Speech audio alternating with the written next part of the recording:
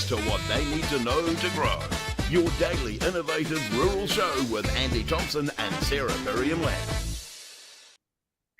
Well, welcome into CountryWide Connect on Monday, 13th of July, which is for many of you the second week of school holidays. And here in Methven, we definitely feel school holidays, particularly when it is July and winter and the mountain is open. It's been pretty crazy about town, particularly for a small rural town that bustles to the size of our tourists. And I believe there's a few Australians and Australian school holidays around as well. But the lines that have been for the chairlift going up the mountain have been crazy. So if you have had some nice time off last week with the children, back into it today, or you are listening with school holidays still on, I know from my friends, not personally, that the juggle is real. So yes, we're definitely thinking of you as we are around the ongoing response in multiple parts of the country, from Dunedin, Kaikoura and Wairarapa, with regards to the rain from last week. It's just going to take time. And for those who over the weekend have seen some great initiatives, such as Repost getting in behind, as well as I know there'll be grazing that people can help support with, because we're just going into that calving period, as well as baleage that is needed. Rural Support Trust, Rural Women, Federated Farmers, the lot are on the ground in those areas supporting. So please, if you're worried about anyone, don't hesitate to reach out for help as well. They are just around the corner and they are such kind and beautiful people. So a big weekend of sport. The Italian game was always going to be potentially a whitewash, but golly, they are a passionate bunch. It's going to be interesting to see what happens with Ireland, though, because they're a fierce lot. And I don't know if the All Blacks are quite up to speed just as yet, but certainly Will Jordan is. My goodness, with his record 50 test tries. So looking forward to Friday when we break down our sports wrap ahead of the big weekend at Mount Eden. I think the cake tin looked pretty good on a nice starry night. Thank God the weather held out. So Andy Thompson, if you can tell, is not here with me. I'm talking sport myself, sounding like I know what I'm talking about. He took a nice long weekend over on the West Coast, and as you will probably all know, very well deserved. He holds down the show for me, who juggles two jobs here at CountryWide Connect. So we actually have a really good show lined up for you today on your Monday. Just a bit of a run through. In the second hour, we're going to be talking about a new digital physical milk pricing tool. So we know how milk is priced in regards to the GDT, but this is going to be hopefully a bit of a game changer for this in our agribusiness segment with our friends at BNZ. We're also talking to Fraser and Amber Carpenter. Amber's known to many across the sector, but to have both of them on the show from South Auckland, North Waikato, around turning data into actionable insights, and that's with SenseHub. We've also got Ajmal Khan on the show. He's also a really great listen if you are about to hit into calf rearing. Some great tips. You learn something every single year in improving that process. The results of our salary survey is out from Rural Directions. They had over 1,000 people participate to work out what is fair remuneration for farm positions. But then this first hour before Rural News with Richard Badley, I'm looking forward to catching up with Simon Saunders from Headwaters, the chair, who has been over at LambEx, and it's something I really want to get to over in Australia, a whole entire conference all about sheep. So what are the Aussies doing that we can learn from? We're going down to the mighty West Coast to talk to Simon Cameron about how DOC must pay its way on pest control with the Conservation Act Amendment Bill underway and also involving DOC. What is that going to look like? The West Coast President for Federated Farmers will update us on that. Have you been following the show? Blueberries has been a hot topic, and in response to Andrew Hoggard being on the show last week, Blueberries New Zealand aren't very happy with his response, saying yes, they have attempted to have conversations with them about these import standards. But joining me now in a very, very positive topic is Dave Burridge, Wool Auction Manager for PGG Wrightson. As we kick off the wool season, well, welcome, Dave, to the show. Dave, I had a friend who was a a wool sales rep back in the day, and he said that the wool reps had to try and take really nice chocolate biscuits, whereas the bank managers and sometimes the livestock reps could get away with ginger nuts because the wool prices have been so rubbish for so long.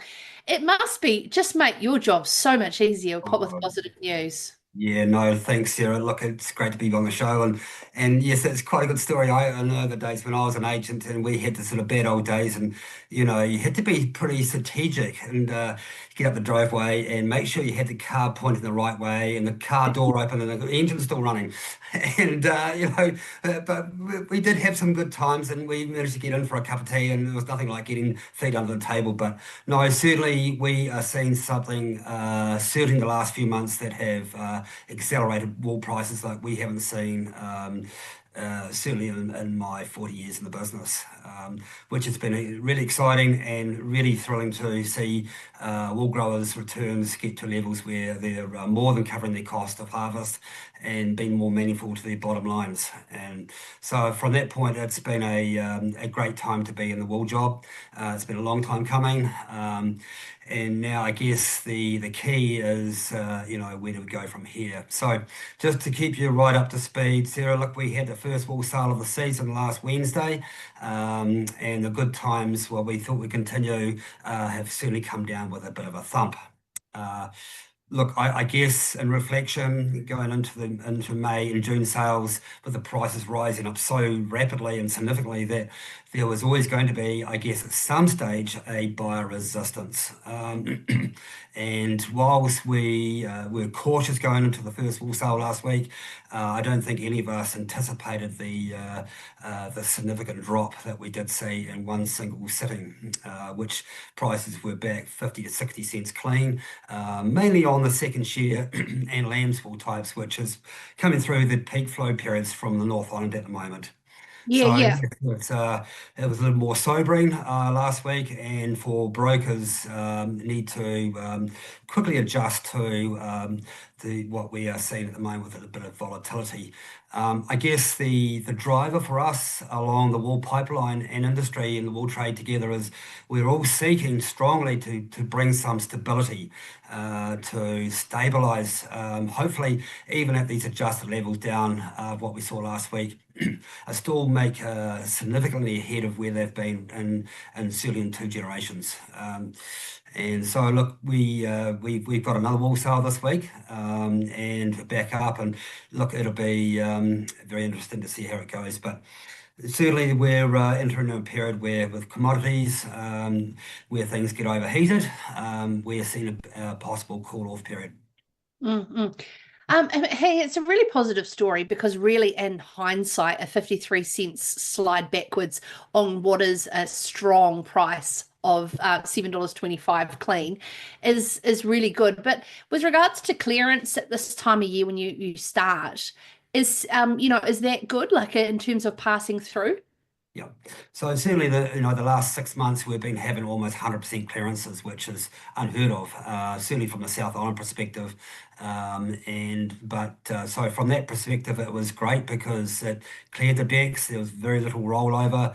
There's been very little wool sitting in wool sheds, and certainly broker stores have been as sparse as they've been in a long time. So those traditional rollovers certainly made up the additional numbers. But with those clearances, we have seen that the rostered amounts for new up-and-coming sales are a lot less, and that has added to the shortfall in supply for meeting buyer demand.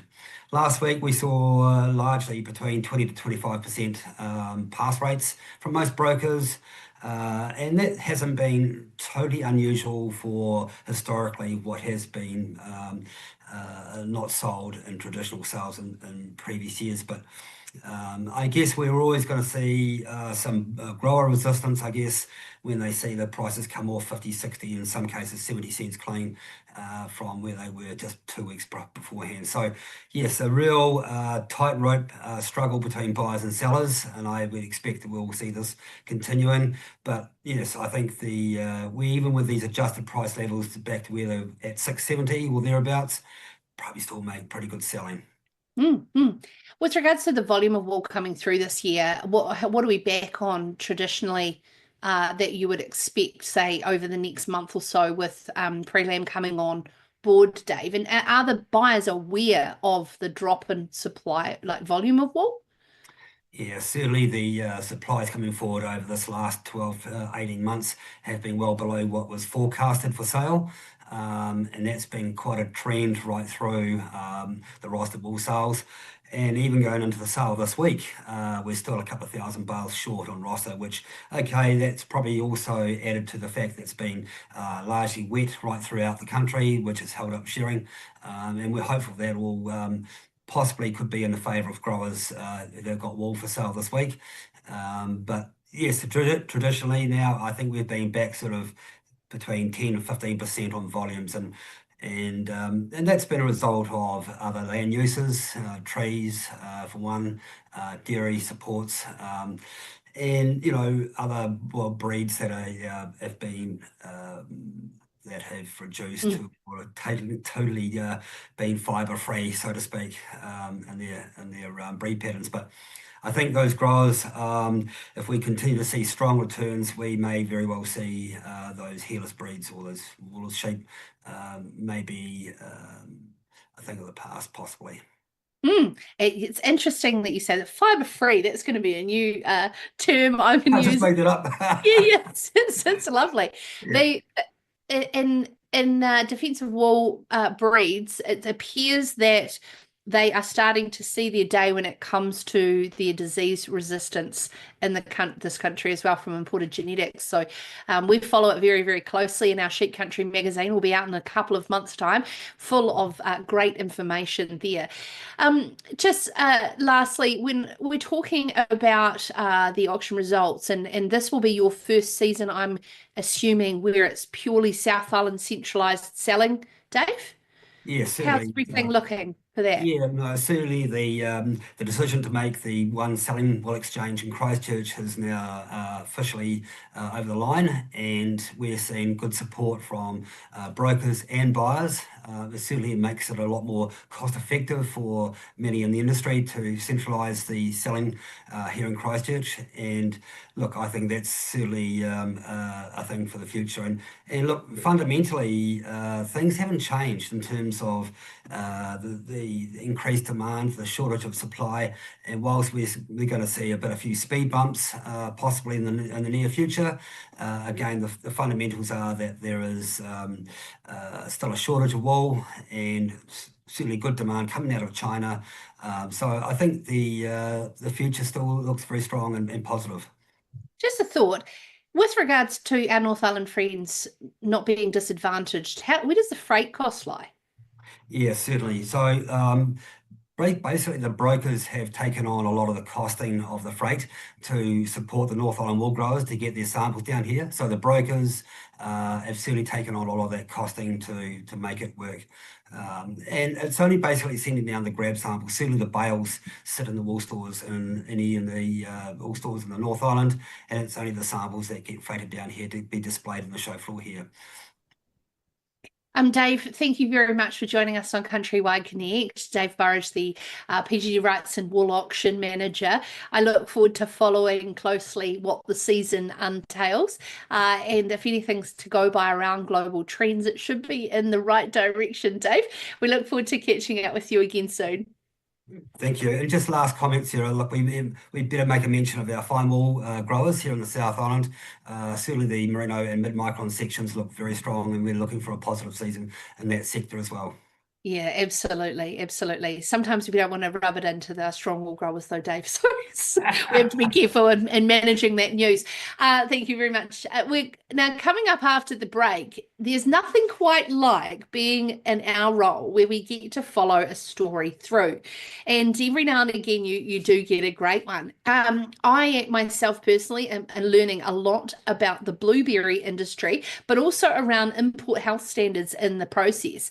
If you have been following, we have had previous growers on the show, as well as Andrew Hoggard. But joining us next after this short break, Dermott Malley, the technical lead on IHS, so he knows a thing or two about this, at Blueberries New Zealand, will be joining us to pick holes in Andrew Hoggard's interview from last week. CountryWide Connect with Andy Thompson and Sarah Lamb. Success in dairy farming isn't a stroke of luck, because luck doesn't build legacy. People ask for our secret for winning, but there's no silver bullet. Our strength lies in our focus on small, disciplined gains. Strength is no longer about breaking your back. It's now about precision. Our strength is in taking care of our people, because you need a winning team to get winning results. Our strength is also in our use of innovation. It's a reliable way to win, and Ecolab helps to keep us at the top of our game. The strength of the NZ dairy industry is one smart, solid choice at a time.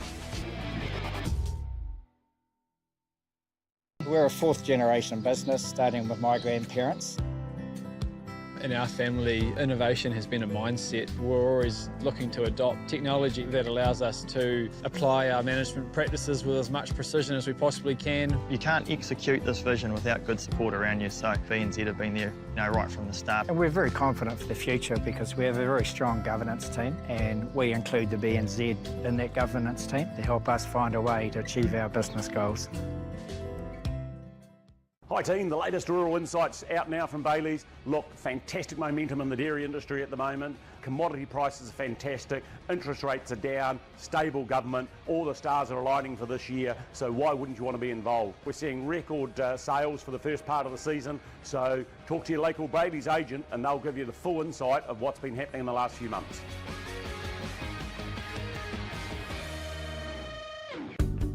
Our first thoughts when Sarah introduced it to us, I thought game changer in almost every possible way, from cost savings, environmental impact, the precision and accuracy of just keeping everything efficient, time saving too really. We are now reassessing our farming business because we have potential to be more productive. We can now look at increasing our stocking rate because we can now put fertiliser where it needs, which means in return we get more grass. It really allows us to optimise nutrient management. We can use the tools to map out and just put the nutrients exactly where it's needed.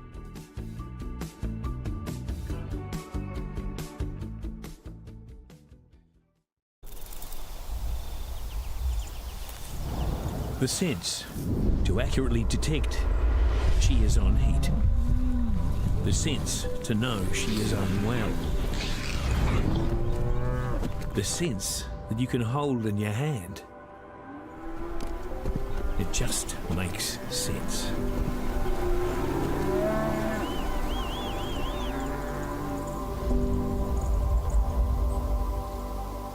CountryWide Connect with Andy Thompson and Sarah Lamb. Welcome to CountryWide Connect, and if you're just joining us live from around the country, around the world, across our multiple platforms, we are broadcasting, of course, on our app that we are loving seeing a lot of you downloading. CountryWide Connect, if you're in the Google Play, that's your Androids, or of course Apple App Store for your Apple phones, iPhones, and you can listen to us live on CarPlay or Android Auto, as well as, of course, catch up on demand on any of the podcast interviews that you want to stay across. Super easy way to listen to us. And if you've missed it, we will be live on Sky Channel 83 from Monday next week. Very exciting. So you can come in for your lunch, flick on Channel 83 if you've got Sky, and of course watch it again on demand on your big TV. I didn't tell you, but actually I was going to say this at the start. I was at a wedding in the weekend, and this young girl, 19, working on a farm locally here, she sits down each night and watches us back on YouTube. It's very, very cool and humbling to hear. Sometimes you sit, where I am today at home, and you think you're literally just talking to yourself, talking to a computer. But we have to be very aware we do have a considerable audience, and it's really lovely that you are tuning in to listen to your rural news with us. particularly when we get stuck into an issue. Now, the Ministry for Primary Industries is pushing forward with a new import health standard that will allow fresh blueberries into New Zealand from 5 nations: the US, Morocco, Peru, Chile, and Mexico. Andrew Hoggard, Biosecurity Minister, was on CountryWide Connect last week, and he insists that the risks are being managed. Local growers are still furious, but he says that MPI is doing its job. But is this about protecting local growers or having cheaper fruit on the supermarket shelves in a cost of living crisis? It's an interesting game. He says they're playing a straight bet. Joining us now to talk through these technical questions is Dermott Malley. Dermott is the technical lead on this particular topic of import health standards for Blueberries New Zealand. But I just have to say, Dermott, you also have a very large CV to be talking to this. Chairing a family-owned company of a hydroponic covered crop of 10 hectares of blueberries, chair of a export pack house with export blueberries, and you are a director on Horticulture New Zealand as well as Kiwi Fruit Vine Health. So you know a thing about blueberries, biosecurity, growing them, exporting and packing them. So we really appreciate you coming on the show today. Hey, just firstly, what's it like hearing the comments from the Minister from your perspective? Well, I'd like to clarify one thing. The Minister said he hadn't met with Blueberry NZ. Actually, Trudy and Dan went down to Wellington and did meet with him. And at that meeting, MPI were at length expressing that they had it all under control, and we just really wanted to stop fruit coming into the country. So the major thing we need to understand here is our work is not about stopping fruit coming into the country. We trade, we live by export trade. We're into exporting our blueberries to lots of countries around the world. What we don't want to do is have other pests and diseases interfere with our ability to continue that trade or to increase the cost of productions of blueberry in New Zealand. Blueberries are a superfood. They're tremendously good for you. They're also delicious and are undergoing a huge amount of growth here in New Zealand because people want to buy them around the world. That's great. But what we can't afford in a world where we are trying to look after customers and their concerns about what goes on their fruit is to have new pests where we don't have the resources or the toolbox to be able to deal with them. A lot of the development in most recent horticulture has to be moving towards softer chemicals or even biological controls of pests and diseases. Those processes are highly focused. And so if we get something new, we won't have a tool to deal with it. It just simply will be beyond our ability to deal with it. Dermott, the Minister said that they are going through an official process, which is the same for a majority of processes that involves consultation, a submission process, that the blueberries had the right to put forward a submission. Do you feel that you haven't been heard through the process? Where is the missing gap in the consultation and understanding this risk? Sorry, the gap starts right at the beginning. So historically, New Zealand, MPI, who do a wonderful job, MPI have dealt with this one country at a time. And traditionally, they had maybe 5 or 6 pests that they would specify in each import health standard. They've started changing that to doing multiple countries. Unfortunately, they wanted to stay with only having 5 or 6 pests instead of 25 when you've got 5 countries. So by very nature, some pests that might have been caught historically have dropped off their radar. And in particular, we're talking about ones that are hard to see or inside the fruit. So this is not something that's easy. There are associated parts during the growing process where you can identify them. And what we're looking for is trying to get MPI to make sure that the overseas growing processes identify these pests, treat them overseas so they don't export them to us. Fine to have their fruit, don't want their pests. Where do you think the trade protectionism angle comes in when there's such an aggressive announcement on free trade growth globally? I think MPI have got this view that because we've been so emphatic about what we want to see controlled, that this is about trying to stop things coming into the country. And nothing could be further from the truth. You know, I mean, there are some things we don't want. I mean, let's just cut on to a couple of them. I mean, we had a single hornet recently that cost us $14 million, and it's going to cost us another $14 million next year. We've had a few fruit fly incursions that have cost several $1 million for the horticultural industry this year. And then we've got the one other strange piece, which none of this can really deal with, which is New Zealand is blessed with a wonderful natural flora. And we don't know whether any of these pests will take to those and decide that they're a nice piece of dinner. And I'll give you one example. Myrtle rust, from its name, myrtle, decided that the purhitakawa was really good when it arrived here from Australia. There's no reason why that can't be repeated. So what we're about is trying to make sure that the processes we use to export, so we have to identify, we go out and scout every week, look for pests and diseases, record them. Where they reach a threshold, we'll treat for them. We want that same process carried out overseas. At the moment, MPI are saying, oh, well, they're all good growers over there, so they'll all do the right thing. We're in a commercial world. The world of horticulture is actually quite hard. There's not a lot of margin. And if you can avoid spending money on sprays, you will, I'm sorry. So the only way you can get around that is you follow a good integrated pest management system and you scout for those things. And then when you find them, you deal with them. Or you don't let them come in. Just to give you one example. So in amongst this lot, there are exports from Morocco to America. Can you believe it that one of the diseases we identified, which MPI don't want to do anything about, is actually restricted on blueberries out of Morocco to the USA by the USA? They've said, no, if this disease occurs, you can't ship fruit from that block to America. MPI have just ignored it. They've said, oh, well, no, it doesn't matter. They'll look after it. That's the sort of stuff. What does look after mean? Sorry, I know when you say that, what is their response plan if there is an issue with something that they have chosen to ignore from a pest perspective? Well, the response plan is when it arrives here. So with things like brown marmoset stink bug or fruit flies, particularly with fruit flies, we have wonderful trapping systems here in New Zealand. They are pheromone traps that capture the males. And we identify whether they're present in the country.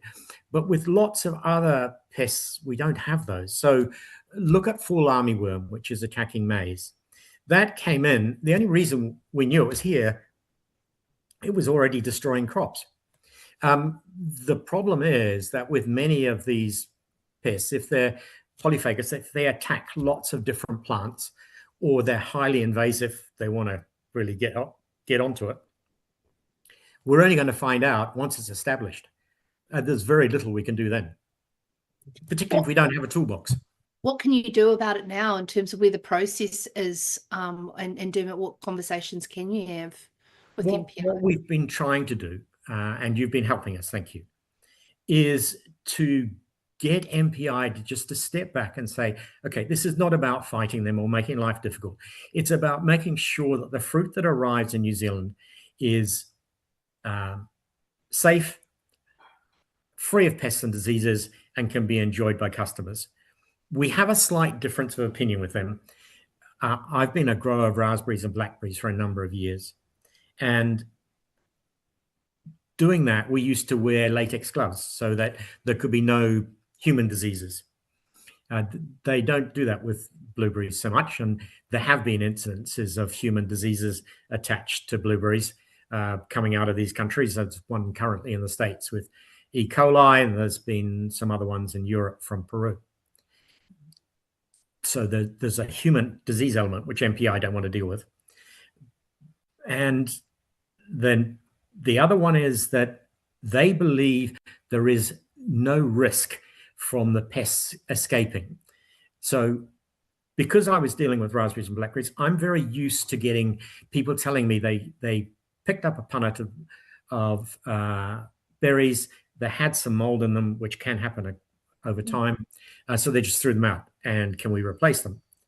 And we've been trying to tell MPI, hey guys, berries are different from things like apples and oranges and everything else. The kids will just throw them out the car. They're not going to sit around, or they'll throw them out the window at home.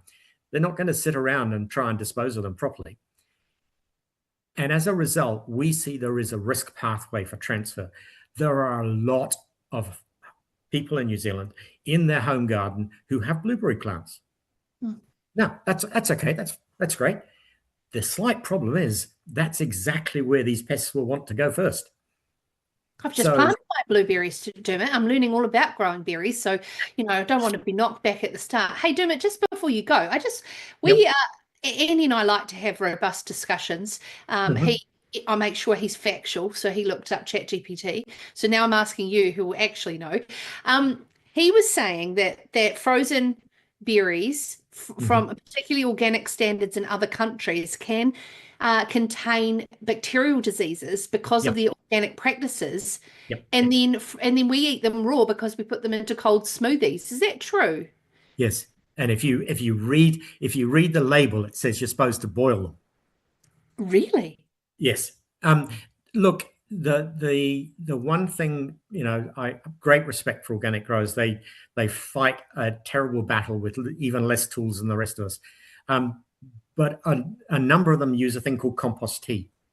And compost tea is actually a source of E. coli.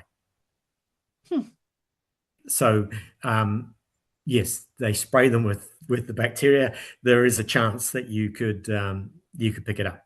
And there are other bacterial diseases that are on.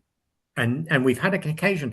I mean, this is one of the strange things that happens. So if you get one of these diseases coming in even on frozen, what it does is it affects the whole category. So it doesn't just affect the imported fruit.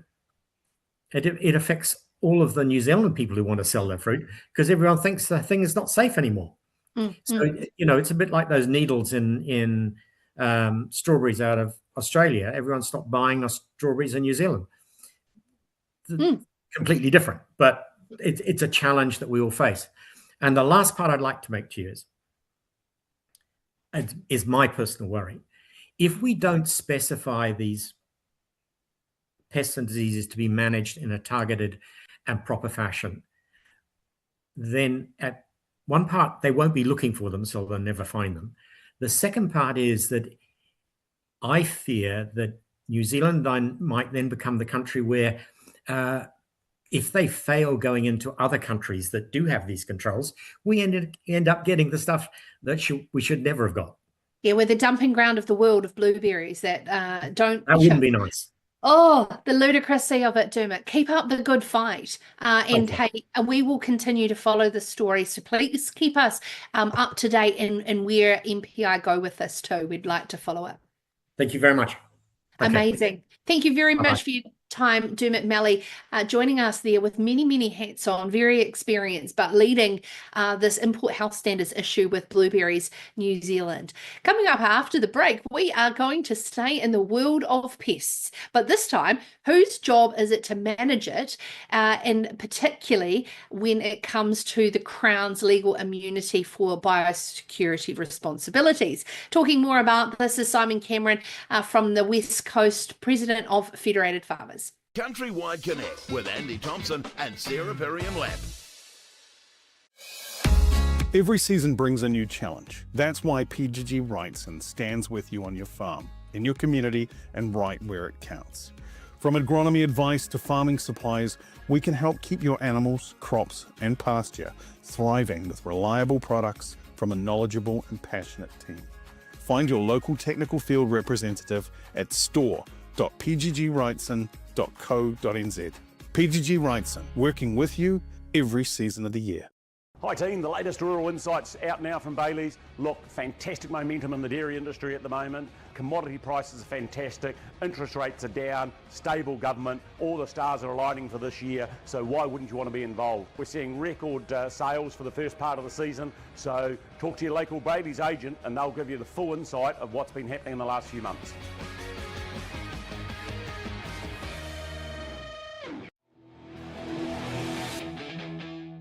Success in dairy farming isn't a stroke of luck, because luck doesn't build legacy. People ask for our secret for winning, but there's no silver bullet. Our strength lies in our focus on small, disciplined gains. Strength is no longer about breaking your back. It's now about precision. Our strength is in taking care of our people, because you need a winning team to get winning results. Our strength is also in our use of innovation. It's a reliable way to win, and EcoLab helps to keep us at the top of our game. The strength of the NZ dairy industry is one smart, solid choice at a time. There's a reason farmers across New Zealand have trusted Carfields for over 50 years. From the machinery that works your land, to the seeds that produce your crop, the livestock services that keep your operation moving, and the finance to make it all happen. Carfields is with you every step of the way, built for New Zealand farmers, your trusted partner on the land. Visit carfields.co.nz or free phone 0800 141 545. Our first thoughts when Sarah introduced it to us, I thought game changer in almost every possible way, from cost savings, environmental impact, the precision and accuracy of just keeping everything efficient, time saving too really. We are now reassessing our farming business because we have potential to be more productive. We can now look at increasing our stocking rate because we can now put fertiliser where it needs, which means in return we get more grass. It really allows us to optimise nutrient management. We can use the tools to map out and just put the nutrients exactly where it's needed.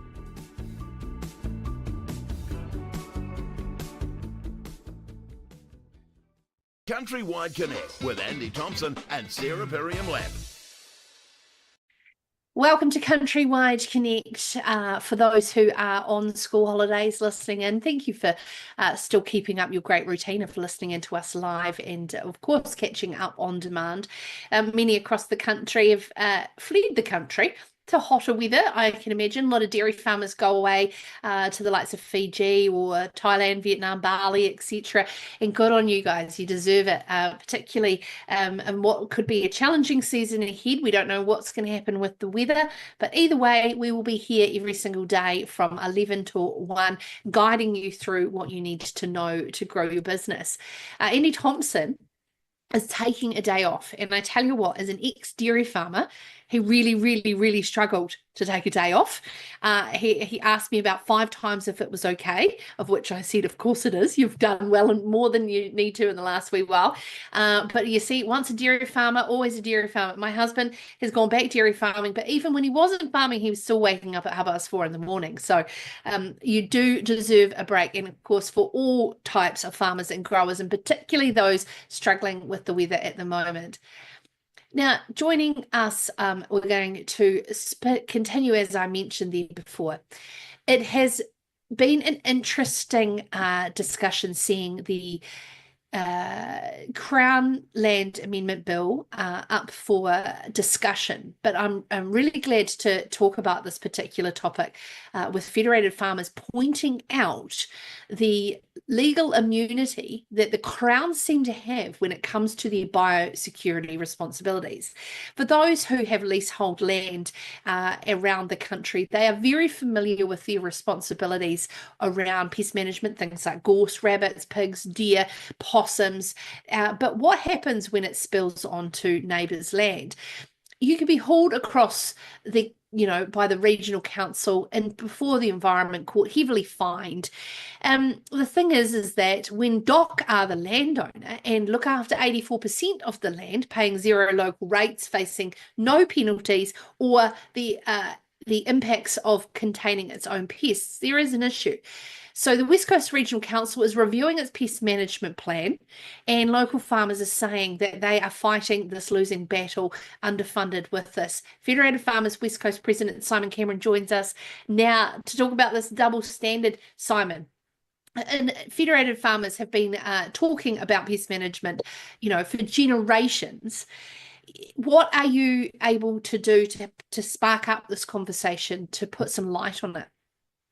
G'day, thanks for having us on again.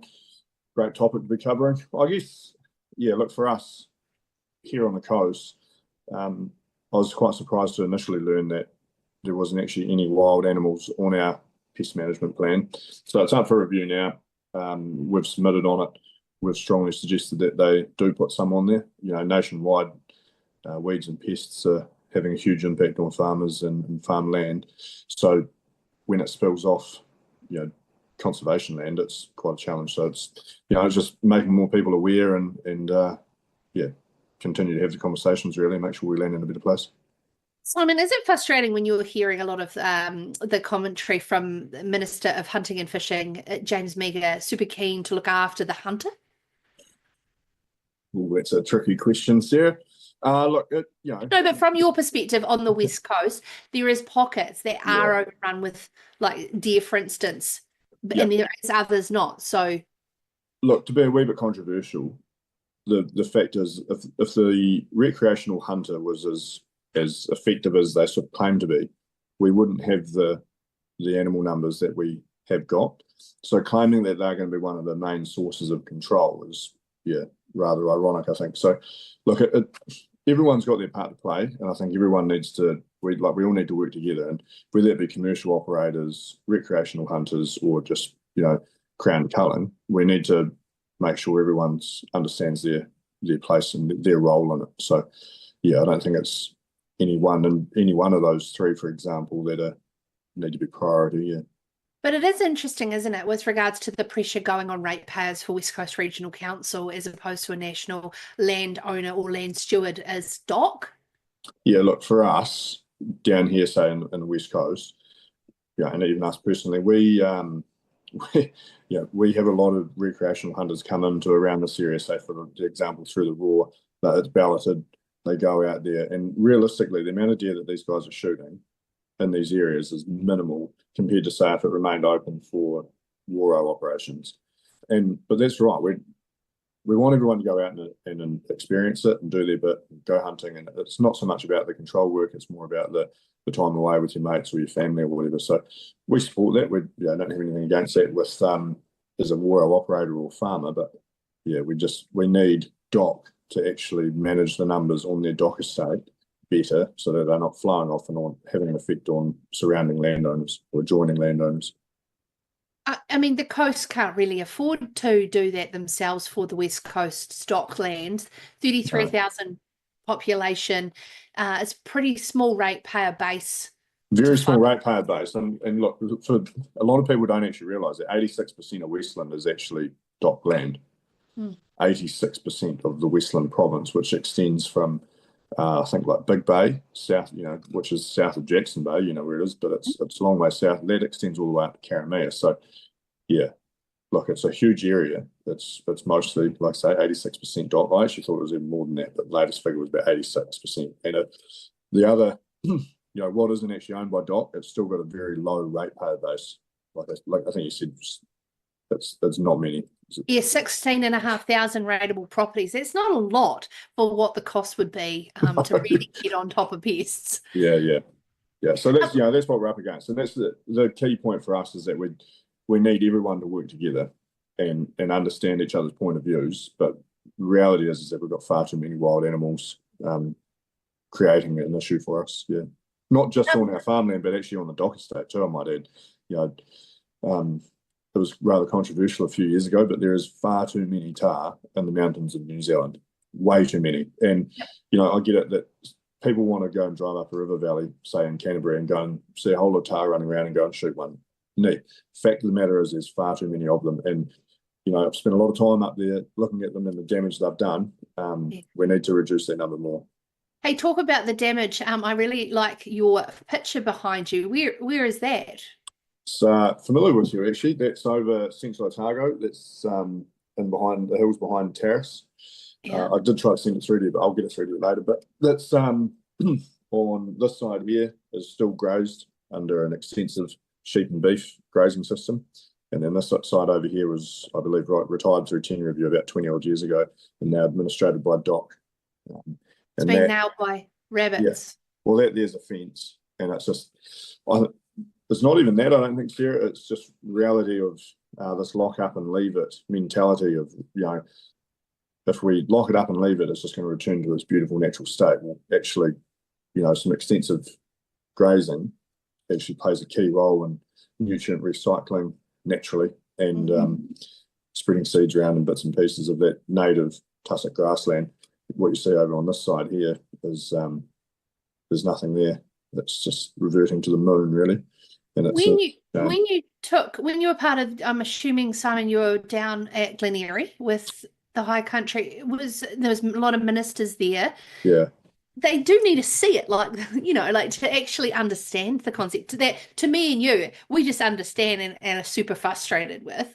Yes. But when you're that far removed from a biological system of understanding. Yeah. Oh, 100%. I actually didn't make it to the Glen Eyrie field day because we're in the thick of weaning here in Haas. But yeah, look, we've also got a couple of MPs coming this week, to be honest, on Wednesday, I believe, flying into Queenstown. They're members of the Environment Select Committee, and so we're going to take them around and show them a bit of the stuff in relation to the Conservation Amendment Bill and grazing, and how we really desperately need extensive grazing like what we see behind us here on this side here. It's backwards to me. And the part that it plays as an actual conservation management tool.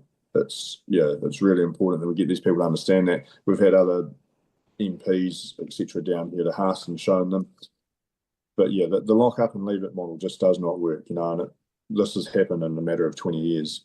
And what a lot of people don't realise is that there's like 2,400 wild plants become naturalised here in New Zealand, introduced species that have actually, they might have been brought in for a garden, but they've established in the wild. And Parasian's a classic example of that.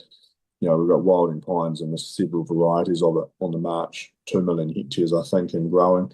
But we have got an increased funding there from the government recently, from the extra 79 million over 3 years, taking it to 109. So these issues, we can't just continue to put our hand out to the government and expect them to fork out, 109 million for the next 3 years, 150 for the 3 years after that, 200 million for the years after that. It's just a continuous burden on the taxpayer.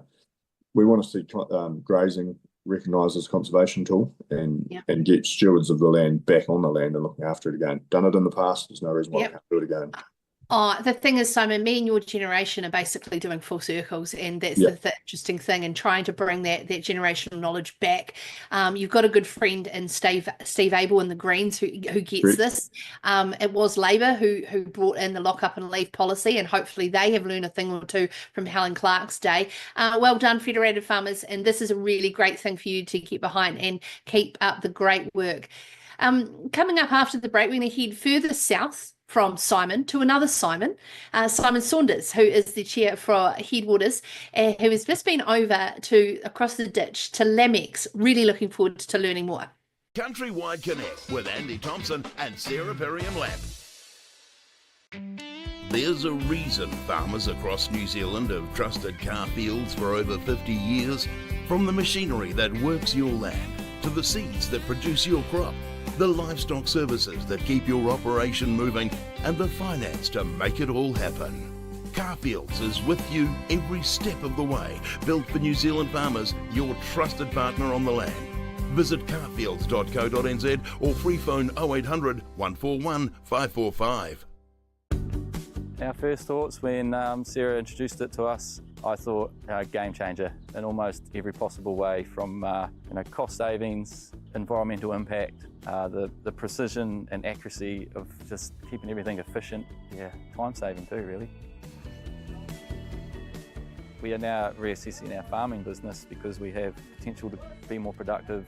We can now look at increasing our stocking rate because we can now put fertiliser where it needs, which means in return we get more grass. It really allows us to optimise nutrient management. We can use the tools to map out and just put the nutrients exactly where it's needed.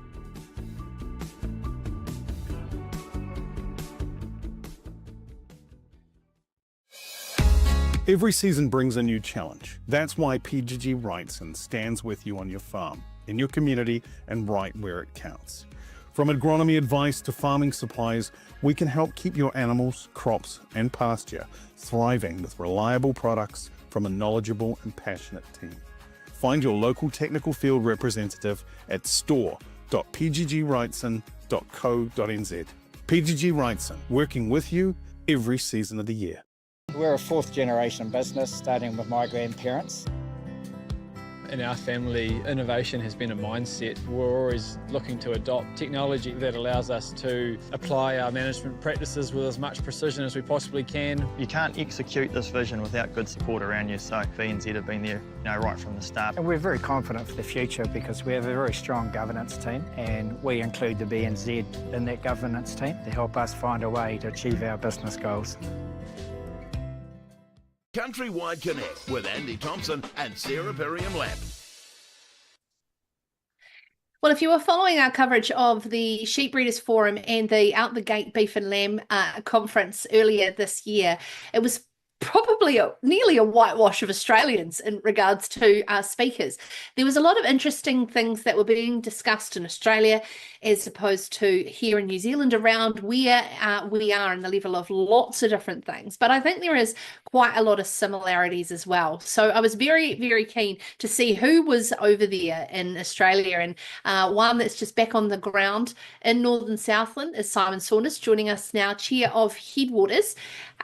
Simon, can you just give us a little bit of a 101 on who was part of your crew and what was the objective of the trip for your team? Yeah, morning, Sarah. So Headwaters, we had a group of our farmers who are heavily involved in our breeding program, from stud to trial flocks, and plus and some of the Headwaters team. And we really want to get to Australia, one, to have a look at some of their farming systems, get a better understanding of their farming systems, to look at some producers that were really focused on meat quality and producing premium brands, and then to get to LambEx, which is I think the largest lamb sheep conference in the world, 1,400 delegates. So it was a great opportunity just to really get an understanding of what's happening in Australia. Firstly, the place that you visited, Gundagai, I follow them on LinkedIn. They're doing some very cool things when it comes to premium lamb. You are probably up there as the pinnacle for premium lamb in terms of a program in New Zealand, vertically integrated. What did you take from it personally?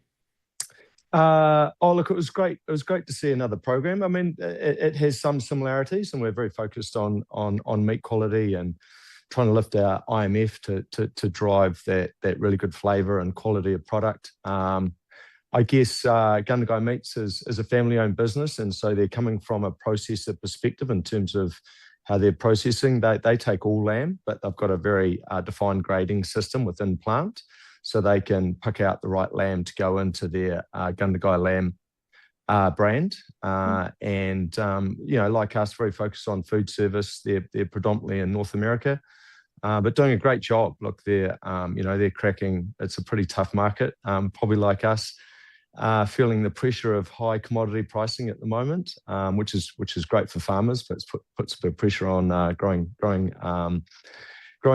the margin. But no, they're doing a fantastic job. It was really impressive, especially around how they're grading their lambs and growing their base. So then you went on to the conference, which I'm looking at the website, that's deemed the biggest one yet. And one thing that they say they're very proud of is the fact they've got a lot of sheep producers or growers, farmers that were speaking as opposed to just industry talking. What are the main challenges for sheep farmers in Australia versus here that we probably count ourselves lucky and forget, Simon? Yeah. I mean, they did have a great range of speakers, and the panel discussions with farmers I found a real highlight. They were really well organised, and the facilitators gave us some great insights into what those farmers were doing. We also visited a number of farms when we were over there as well, and yeah, they've got all the same challenges: land use change happening at scale. Pest and disease, probably pretty similar to with your previous discussion with Simon. They've got internal parasite pressure. They've got a lot of pressure around cost of production, like we have, and labour. We went to one stud farmer who's now spending $18 a ram to shear his rams. That's pretty frightening when you're starting to talk those sorts of numbers.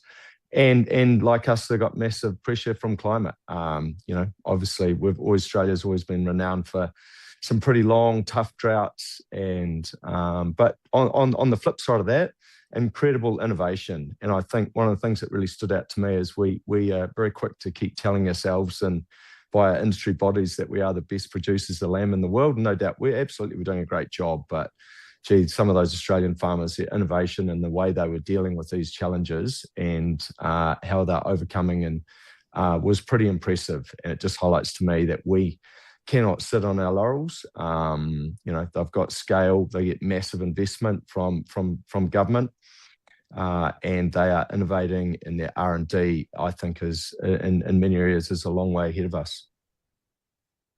What should we be focusing on as a priority to implement innovation-wise from Australia, do you think? Well, I think they'll put a lot of focus on meat quality. Their processes aren't picking it up as quick as they'd hope. Certainly Gundagai is. There are other processes, JBS, and I can't remember the name, that are certainly trying to implement grading lamb and around meat quality, and they realise that there's some great market opportunities. MLA, their kind of R&D body, marketing body, has now developed a meat quality standards which sits right across Australia now, and processors are starting to take that up, and I think that'll drive a lot of change in meat quality. They're dealing with a totally different product in terms of its sort of 9 to 12 months of age, where we're 3 to 6 months. Their domestic carcass weight's probably 23 to 26 and export 26 to 30. So it's a very different product. But I think that meat quality, they are well set to really move ahead very quickly in that, which could give them a jump in terms of what the consumer's after, because we know the consumer is really after that high quality product. Yeah, that's a fantastic shout out, because I don't think we are personally putting enough effort into that space. It's been an interesting space to follow.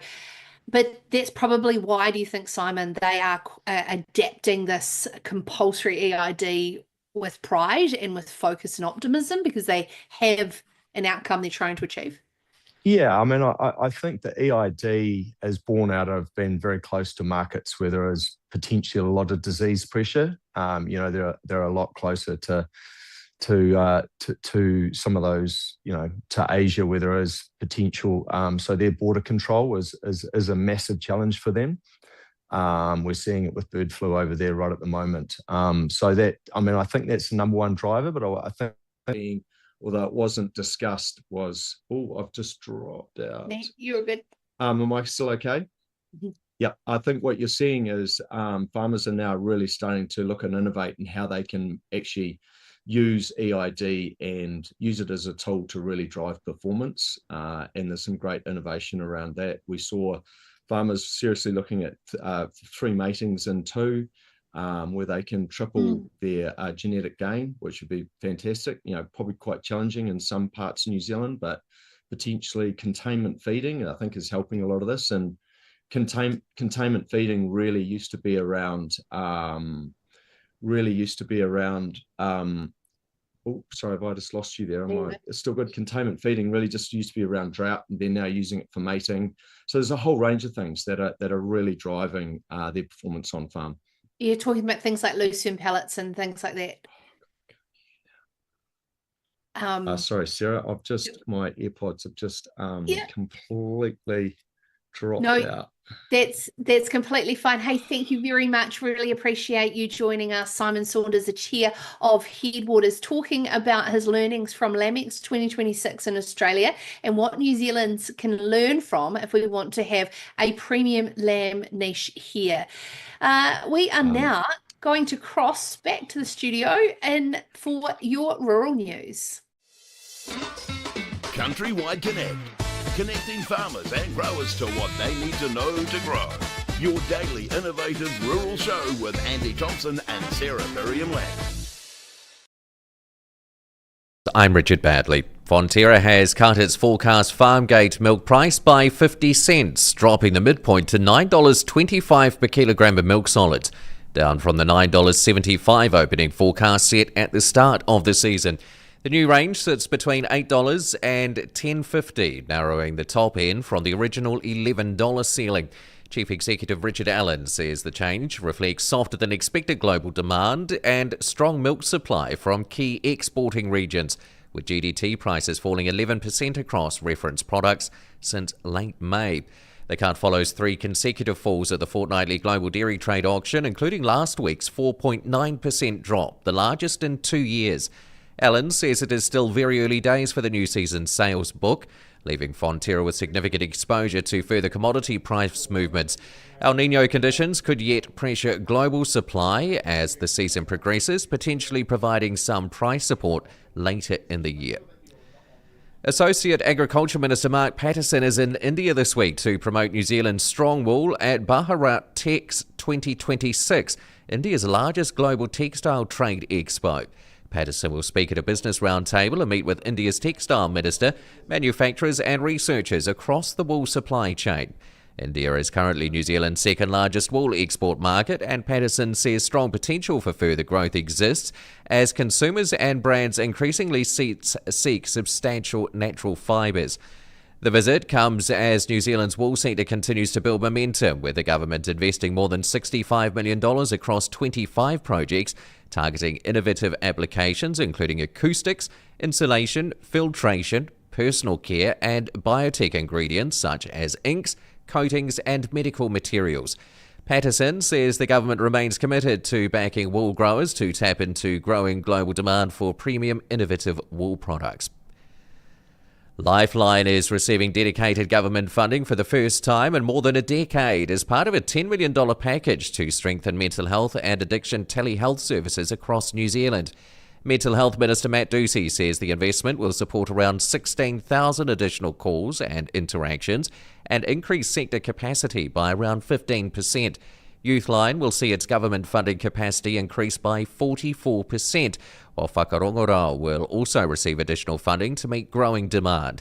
The package includes funding for an AI-enabled triage and referral tool to help identify callers' needs and connect them with the most appropriate service. Ducey says telehealth services are often the first place people turn in distress, and when someone takes that step, they deserve to know someone will be there to listen. Rural in-person mental health support can be limited. Telehealth services like Lifeline, Youthline and text-based channels are often the primary option. Support is available by calling or texting Lifeline on 0800 543 354. And that's the latest CountryWide Connect news. CountryWide Connect. Connecting farmers and growers to what they need to know to grow. Your daily innovative rural show with Andy Thompson and Sarah Birmingham. Welcome to CountryWide Connect. Thank you very much, Richard, for the news there. I am not joined by my wonderful co-host, Andy Thompson, who, if you have just tuned in, is taking the day off very, very hard for him to take the day off, I must say. Otherwise, he will think that, he's slacking, but he's not. It's, of course, a long weekend here in New Zealand if you're listening from around the world, and he's making the most of it over on the West Coast. Now, we are going to follow through on a story we'd had earlier. You may have remembered Brent Patterson joining us from Rural Directions about the primary sector salary survey, understanding where the wage gaps may lie in remuneration. That's a hard word. Remuneration for our on-farm team. Joining me to talk more about this now that we have the results of the survey is Gretchen Parkes, Manager of Rural Directions. Gretchen, thank you so very much for coming on CountryWide Connect. So I've just got this here opening in front of me. Could you just start by explaining to our audience who may not be familiar with the survey, how do you go about it as a rural recruitment company, and how important is it to have a good data set to analyse? Absolutely. Hi, Sarah. Thank you for the opportunity to have a further chat about the salary survey. So in December last year, we we went live with the salary survey. It's actually in the market 24/7, so it doesn't start and stop. We just continuously build on the data that we have there. So as of today, we had 1,573 submissions. So that's forever growing. At the moment, we populate it with our placement data. So all of our recruitment jobs, we understand what the roles are worth in the market and what employees accept a role for. So all of that goes in there, and we have employers and job seekers that complete the survey as well.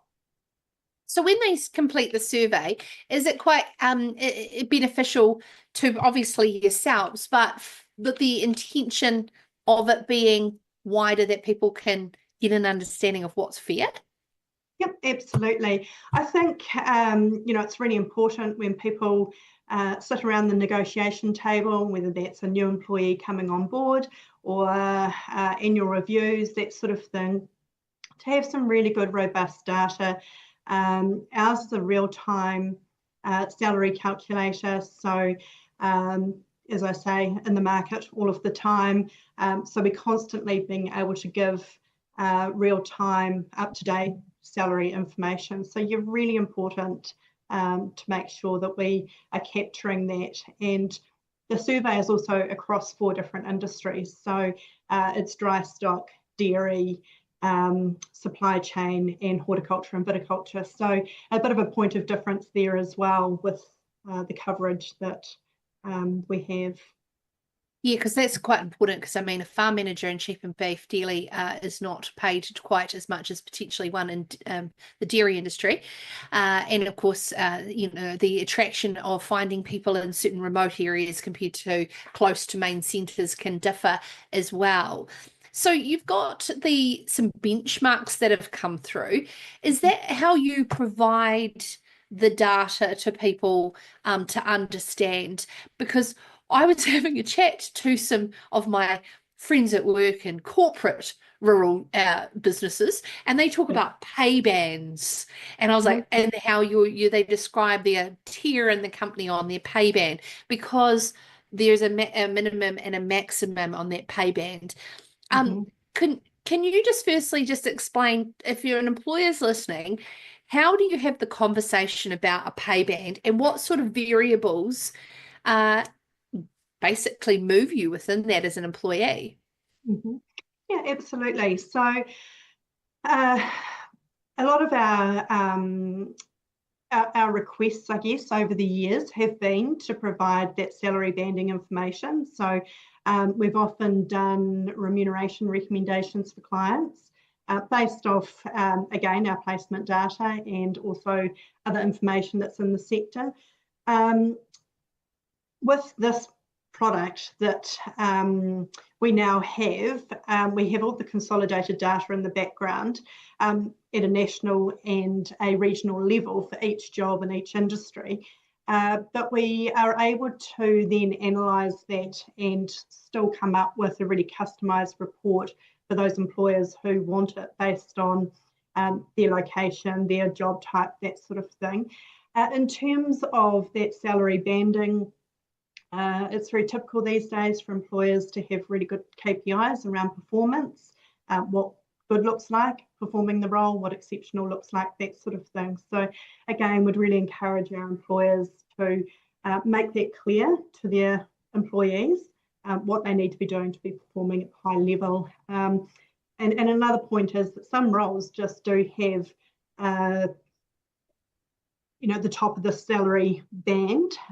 So if you stay in the role for, say, 10 years, it doesn't necessarily mean that you keep having incremental increases. It may mean that you need to step outside of that business in order to be remunerated more. It's an interesting one too, because those salaries, are they base salaries without benefits? Yeah, so we have our participants in the salary. They're able to put in their salary amount based on a 45-hour week. So even if someone's part-time, the system puts that all back into a 45-hour a week role. Sorry, I've just lost. Yeah. What was the rest so of your with question? regards to benefits and the value of those benefits? Yeah, absolutely. So we get the salary, but also there's the opportunity for them to put in accommodation, vehicle, phones, laptops, that type of thing. So any other benefits or allowances that they're receiving. So over time, that information will be further consolidated, and we'll be able to put trends out based on the values of those things. Looking at this report is really, really detailed. It's a fantastic display of data, particularly if you're looking at, like you said, regional, but it can tell you how many samples you've got in those areas as well to work off. That benefits thing is quite a grey area, and when you work through a rural recruitment company like Rural Directions, you get some really good guidance, both as an employer or employee in that, I would imagine. What kind of stood out as, compared to what you do on a day-to-day basis, what stood out as really interesting or surprising? I think, from the start, the uptake of it's been really, really positive. As I say, going from us doing our own research and putting reports together, now being able to actually have a portal in the back end of the system and to be able to generate these reports, that's been amazing. I think it's interesting being able to look at the size of properties and how many staff people are managing that type of thing in relation to salaries. So again, it's being able to break down all of that data set into something that we can then make some recommendations on. Yeah, well, absolutely. So then you can actually customize what a fair package could be based on industry standard as the goal. And making sure that people are putting in correct and clean data would probably be quite important. Yep, absolutely. So all of the submissions are checked and validated. Okay. So the information doesn't just go straight into the software. So yeah, there's lots of checks and balances. It's fair to say that this is Brent's vision. I guess he's talked about the salary calculator a lot over the years, and last year we decided, right, let's give it a crack, and we're really excited where we've landed. It's actually a lot more involved, and the output of it is far more than what we imagined that we'd be able to achieve within this first sort of 6-7 months of it being live. Yeah. So if people are wanting to get a hold of this data as an employer or an employee, how do they? What do they need to be? Do they need to be signed up with you, or how does it work? Yep. So anyone that wants to complete the salary survey, just jump on the Rural Directions website and complete that survey. We work on a give to get type model. So everyone that completes the survey gets a benchmark of where they sit in that data set that we've got for their industry and job type. And anyone that's wanting to purchase a comprehensive or a further customised salary report, again, jump on our website, go to the salary survey, scroll to the bottom, and you'll see a contact us, or otherwise give us a call, send us an email, salarysurvey@ruraldirections.co.nz. Yeah, honestly, I'm staring at this and it is really, really helpful information. I think it's really going to help guide people a lot more into where they are and actually, Gretch, to have, a good tangible conversation, particularly for your employee wanting to ask for a raise. You've got some tangible regional information specifically on your position to go by as well. So, absolutely. Yeah, great, really exciting. Great work. Thank you very much for joining us. Gretchen Parkes is a manager at Rural Directions, talking about the ever-evolving, always-on salary survey that Rural Directions have. So great benchmarking information right across all sectors and right across all regions here in New Zealand. Thanks, now, Sarah. Thank you. Now, we are very excited to play out an interview that was done previously by Andy Thompson and the team at Sense Hub Dairy, who are part of our show as our agri-tech partner. They have been talking about Sense Hub Dairy monitoring powered by MSD Animal Health and around the benefits of that. Andy caught up earlier with Kirsten Watts, a monitoring training specialist for Sense Hub Dairy, alongside local farmers Fraser and Amber Carpenter from Amarangi Farms in Papakura, who have been Sense Hub Dairy customers for 3 years. Leading agri-tech innovation is Sense Hub Dairy, the modular end-to-end dairy system combining animal behaviour monitoring, milk intelligence and automation in one connected platform, backed by MSD Animal Health. Alrighty, we know technology on farm has moved well just beyond heat detection. For a number of dairy farmers, monitoring systems are now influencing everything from transition management to mating performance through to staffing efficiency and health outcomes. Today we are on farm at Amarangi Farms in Papakura with Fraser and Amber Carpenter, along with Kirsten Watts from Sense Hub Dairy. The Carpenters have been using Sense Hub monitoring collars and drafting technology for around 3 years, and it's fundamentally changed how they manage their staff, identify health issues and improve cow performance across the herd. G'day, Fraser, Amber, Kirsten. Welcome to the show. Really appreciate your time. I'm going to start with you, actually, Fraser. Before you installed this system, what problem were you actually trying to solve on the farm? We're trying to probably link up the staff and the labour side of it to what was actually happening on the farm, I guess. Trying to make sure that we were doing a good job looking after the cows without sort of being there 24/7 ourselves. Yeah.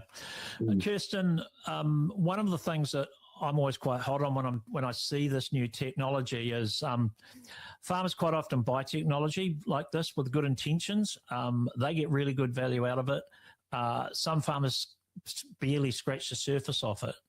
As far as you're concerned, and your job with Sense Hub is to make sure farmers do get the best out of their technology, what's the key things that farmers need to do or you need to do? Yeah, well, first it would be to train them on how to understand, to use the information that they're getting, right? It's a tool to their business, so it's how they want to use that tool and put it into day-to-day use. So it's my job to make sure that they know how to use it, understand the data that they're getting, and then customise to their farm practices.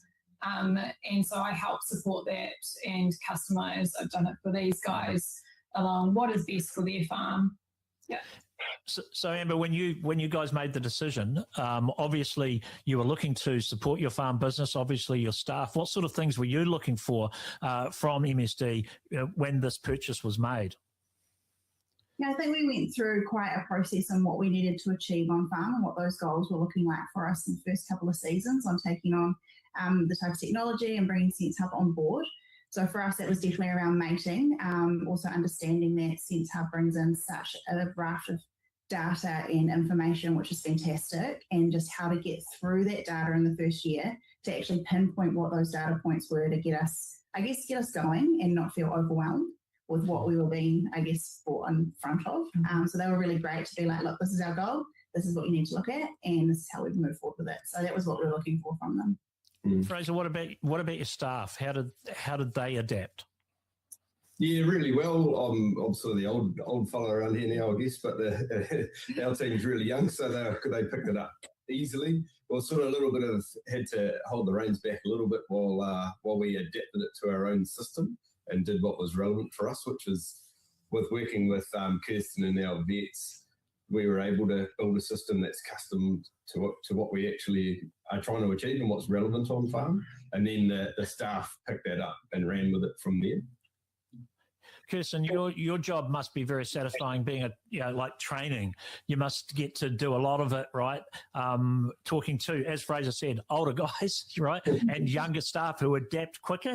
How do you find that? Yeah, definitely. I do find my job really rewarding in that aspect, especially watching clients get that return on investment, right? So working with them to get the best out of the system. Every client is different, so that's why I think we, as a trainer, we adapt to what we need to. Sometimes it's making sure the client can walk before they can run and understanding the data. What mistakes do you see then from your farmer clients when they purchase this technology? Probably one of the biggest things is them forgetting that it's technology and it's a tool. So it's not taking away day-to-day farming. It's not going to do their job for them. It's a tool to help aid them to make better on-farm decisions. So it's not going to take day-to-day farming away, but it is going to help manage a lot more and help them. How do you find that, Amber? Is that potentially a problem? Have you noticed that? No, like the team were amazing. Kirsten was amazing. I'm pretty sure we got a million emails in our first year on what were we doing? How do we do this? What does this mean? And I think having that support was so important and so a huge part of our success with the technology. So just having that team and that backing behind us to interpret or understand where that's going has been an absolute, it's been awesome. So we couldn't have probably done that without her. Fraser, what have been, since you've taken it up, what have you put down the biggest gains, to your on-farm performance with the technology? I think having the information at your fingertips and being able to pick cows out and treat them as individuals has been the biggest game changer. Like we did try a few of the principles around rumination and transition prior to getting the collars. And for example, we'd put a cow on once a day for 10 days post-calving as a general rule. But we now realise that some cows only need 4 days, some might need 3 weeks, and being able to absolutely look after those cows individually, it individualises the cows and lets us do that. That's been a massive advantage, and we've seen that like KPIs like mating results and that we've been increasing our 6-week calf rate sort of 5% year on year since we've had it, which has been that's truly that's our report card at the end of the year. Oh, you're right. When I was farming, that was always that pregnancy test day, or once you got those numbers, that is your report card, right? And you've significant numbers here: 78% in calf rate, 12% empty, which is that's a pretty good number for what you're doing.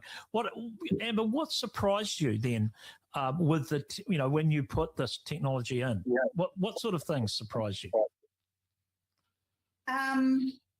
Probably surprised me. The biggest thing was I thought, why did we not do this sooner? We had spent so long with, I guess we always had 3 people in the shed with mating. We knew it wasn't working. It was very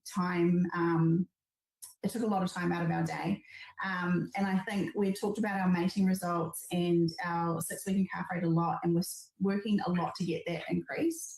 And it was just probably the ease of how we transitioned into the technology. We probably came into it with really clear goals and expectations though, so we didn't overload ourselves thinking this is going to change our world overnight. We were really clear on it would take a year to really ease into it.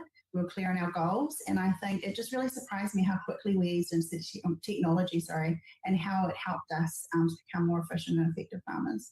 Yeah, I've said this in other times when I've been dealing with Sense Hub and on farm we were on recently. As someone who stopped farming sort of 10 years ago, I'm just so jealous. I mean, I am incredibly jealous of this technology. I would have absolutely loved it, and I can see the benefits of it. Peace of mind, even not having to be there all the time. You've got this monitoring kit to provide information, for you that comes through. Kirsten, on that then, farmers are farmers, and that, what sort of crazy request, what sort of crazy requests do you get? I get lots. I'm also married to a dairy farmer, so he's probably the one that gives me the most craziest with collars at home. But my day-to-day farmers, it would be more around, do you think we could make a custom report around, it depends what it would be, to be honest. I can't think off the top of my head. But sometimes it's no, sometimes it's like, let's give it a go. I'll give everything a go, and then we'll see what it throws at us. And then, no, I can twig it a little bit, and then sometimes we get a result. What about you, Fraser or Kirsten? I'm not sure. Who does do you guys play around with the reports and get some weird and wonderful ones? What sort of things all of a sudden in the middle of the night you go, oh, we should do this? I do 100%, and I think about all kinds of weird things, and drives our staff around the bend, because we were just thinking, I was thinking something that I wanted to do, like just switch the herds on a dime to low condition score and high condition score herds, and then it's just a matter of sitting in front of the computer and making up another couple of groups and swapping cows around on vet reports and things. Or I can ring, in terms of making the custom reports and that, Kirsten's been great and helped put those into fruition, or just show me the ideas that they've come up with, and then I've tweaked them from there for our own management. So yeah, it's certainly a partnership to get it to where you want it to. Yeah, want it to be. Team as well have been quite good at coming up with ideas and playing around with it. And yeah. Come up with. Yeah. We run one herd during the day, and then we split them to two at night to make things easy. We run a 40-side herringbone, so it's quite staff top heavy.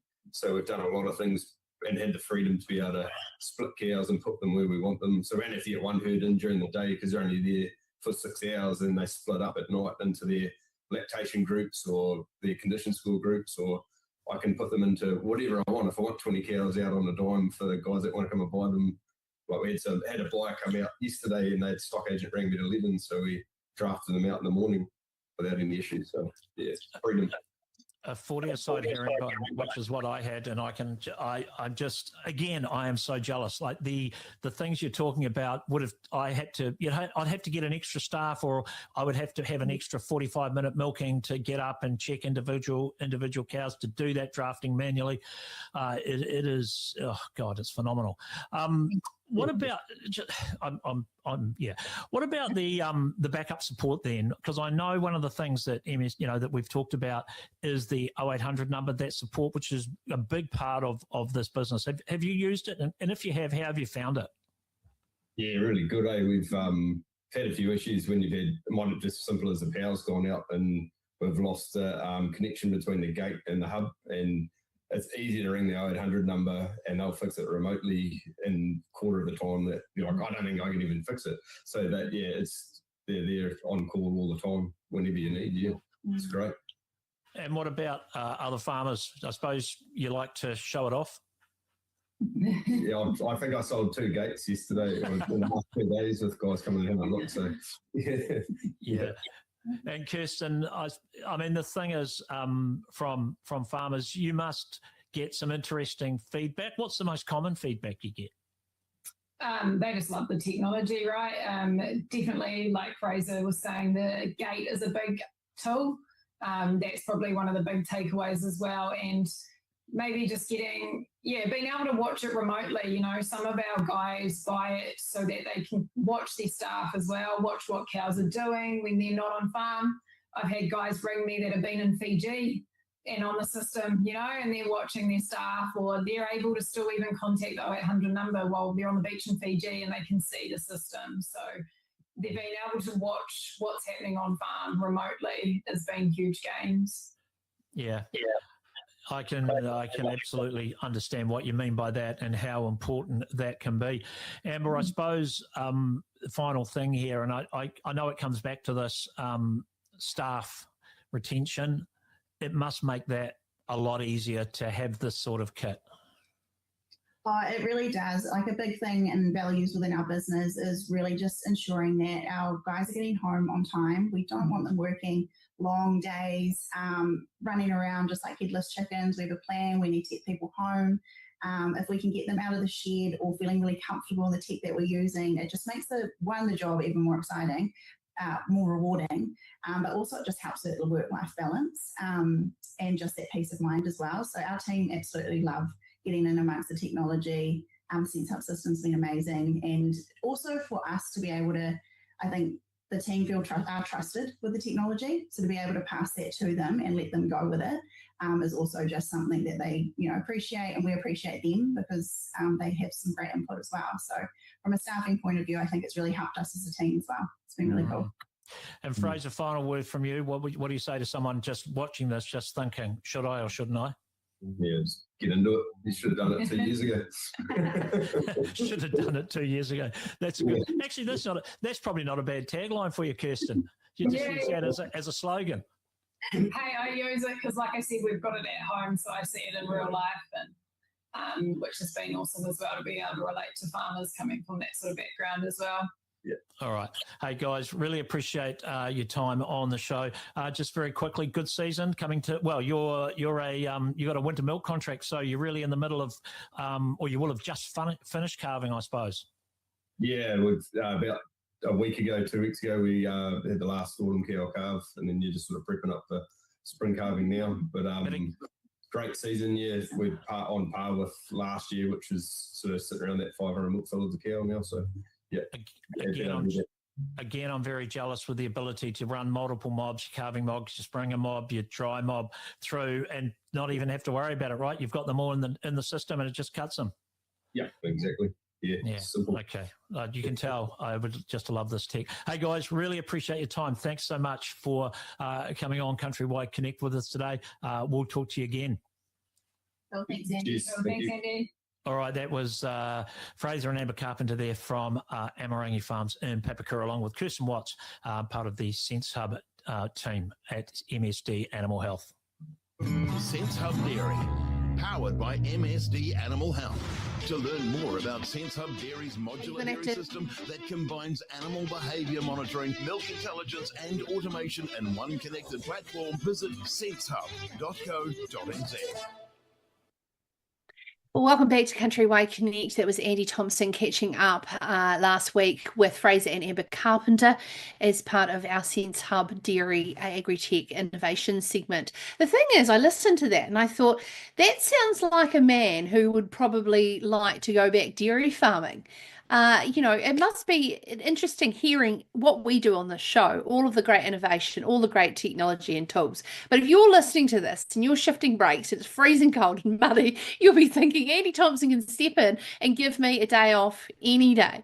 Andy is away on the coast. It is a long weekend here in New Zealand with Matariki on Friday, and he's taken the opportunity to take some time off, which he doesn't normally. Now, one thing that we really enjoy doing as a point of difference here on CountryWide Connect is that we have Dairy Country, a brand that we're very, very proud of, that Anne Lee really, really leads from the front. At the moment, she is knee-deep in putting together the final touches on the Dairy Country Spring magazine, which will be in dairy farmers' mailboxes within the next month, I'm going to say. And she also does a fabulous job of the Dairy Country podcast. If you'd like to listen along to that as well, go to dairycountry.co.nz. So this week, she caught up with Dr. Ajmal Khan from the Bioeconomy Science Institute, formerly Ag Research, to talk more about the research he's been doing in calf rearing and how early life nutrition and management can impact lifetime performance. CountryWide Connect with Andy Thompson and Sarah Perriam Lamb. Hi there, and welcome to this week's episode of the Dairy Country podcast. This week I have with me Dr. Ajmal Khan from the Bioeconomy Sciences Institute, formerly known as AgResearch. Lovely to have you here, Ajmal. Thank you, Anne. Thank you very much. So Ajmal has spent the last 11 years here in New Zealand doing some fantastic research on calf rearing, and it's all about to get real on dairy farms across New Zealand at the moment, very soon anyway, with calving getting underway. And all those calf rearers out there are getting well prepped, ready for a new season. And Ajmal, you've done some fantastic research looking at those first 24 hours, a lot of colostrum work, and you've done some amazing research that's then followed calves right through for their first 4 lactations, and you've found some quite amazing information. We'll get on to that, so stick around with us because you'll hear some great stuff, great research findings from Ajmal.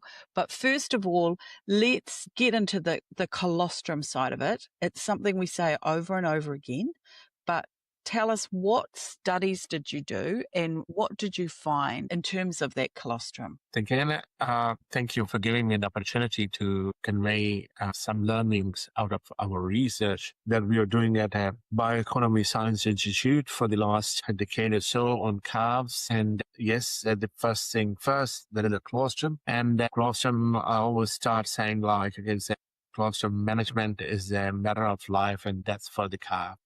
It's very important for both dairy and dairy beef producers because it can impact not only their survival, but also the long-term. There's a long-term implications of getting things right during the first couple of days. So as on our farms, if we see we are a seasonal system, we have a lot of calves are born in a short window of time, and we have a lot of colostrum that is available. And there's a different categories of colostrum. I'll just categorize the colostrum into 2 things. So one is a gold colostrum, that is a first milking colostrum, and you bring your cows after calving for the first time for the milking. That colostrum is called gold. And the rest of the colostrum, that is basically transition milk for the next step before it goes into your vat, that is a transition milk, and we call it a silver colostrum. So that is important to understand that there's a huge difference between the quality of the colostrum. So when I say colostrum, that means gold colostrum, the first milking colostrum. The second important factor in our system is when to pick calves, when to collect calves from the calving paddocks, because we are, as I said, we have a lot of, it's a very busy time for the farmers. So they go, depending on the farm and their decision making around that, they go either once or twice or even thrice to pick the calves. So that gives a calf a different amount of time that she can spend and suckle from her mother. Yeah. So we tested both factors. In one of our experiments, there was a control experiment where we collected the calves either once or twice daily. And then we fed them like gold colostrum and silver colostrum for the first 2 days. What we are seeing in that control study, collecting calves early and then feeding them high quality colostrum have a lot of benefits for not only for the health of calves, but we have seen reduce the number of treatments that the calf received, electrolyte use, but also we have seen it's a positive impact on the gut development and the growth of the calf. So that the bottom line out of that research is that go early and bring your calves and feed them like a high quality colostrum. So just to conclude that, I always say follow 3 cues, and those 3 cues are go quickly, twice daily at least, then measure the quality of colostrum that I was explaining. That is like gold colostrum. You can use colostrum meter that is easily available, and it can measure the Brix value. And the Brix value, the Brix percentage, if it's over 22, that is a good quality colostrum. And so that is a second cue. And then the quantity that you're going to feed to calves, that is also become important. So some calves have suckled their mums, but it does go maybe after a few if they're not drinking, then go again after a few hours and feed your calves. So you need to pick your calves quickly, measure the quality of the colostrum, and give them proper quantity. That will lower the failure of passive transfer in them and improve their health, survival, and growth when they're young.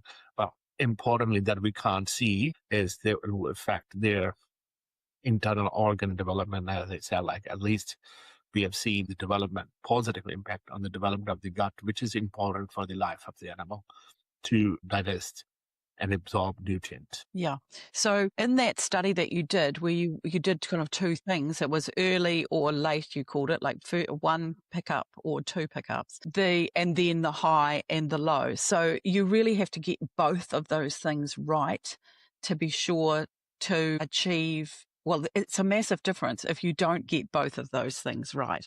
So that gold colostrum, you've got 24 hours for that animal to get all of that immunity, to get that passive immunity transfer. So it's a time constraint, but you also have the quality constraint. And the impacts of that you've found of not getting that right, of that failure of passive immunity, can have really big impacts as the calf on growth rates, on all sorts of things. Tell us about those growth rate impacts. Yeah. So when the calves were young, in the first month or so, we have seen there was about 15 to 20% difference in growth. But we have another study where we follow those animals, larger number of animals, and we classify them if they have if they have a failure of passive transfer. So that means they are not had enough. They're not either picked up early or haven't had a good amount of colostrum, or quality of colostrum, and then it causes the failure of passive transfer versus the heifers that don't have failure of passive transfer, so good colostrum management versus kind of like poor colostrum management, I can say. And we follow them for the under fourth lactation, and we have seen that if you do not have, if your heifers have failure of passive, then they are producing around 300 liters, roughly, less fat and protein corrected milk per lactation over full lactation. So that is a lot of milk, I would say. And that is one of the positive thing if you do just, so it is related what you do during the first couple of days with those calves. Yeah, and that is a per lactation decrease in production. That happens, which is really significant. And I think we have a couple of stories. We had one in the CountryWide winter issue. So if you get that magazine, please have a look at that, because it's got really great detailed information on a couple of these studies that Ajmal has done. Poor quality colostrum feeding led to growth rates dropping by 34% in the first 2 weeks, which is, that's significant. And we all know how important it is to achieve those growth rate targets with our calves. It's more and more too, people are keeping some beef calves, and you want those growth rates. That's important too. So it's not just your replacement heifers. And the other story that we have is in our Dairy Country magazine that's coming out in spring. And we've got a really great detailed story in there about Ajmal's long study over those 4 lactations. CountryWide Connect with Andy Thompson and Sarah Perry-Lamb. There's a reason farmers across New Zealand have trusted car fields for over 50 years. From the machinery that works your land, to the seeds that produce your crop, the livestock services that keep your operation moving, and the finance to make it all happen. Carfields is with you every step of the way, built for New Zealand farmers, your trusted partner on the land. Visit carfields.co.nz or free phone 0800 141 545. Our first thoughts when Sarah introduced it to us, I thought game changer in almost every possible way, from cost savings, environmental impact, the precision and accuracy of just keeping everything efficient. Yeah, time saving too, really. We are now reassessing our farming business because we have potential to be more productive. We can now look at increasing our stocking rate because we can now put fertiliser where it needs, which means in return we get more grass. It really allows us to optimise nutrient management. We can use the tools to map out and just put the nutrients exactly where it's needed.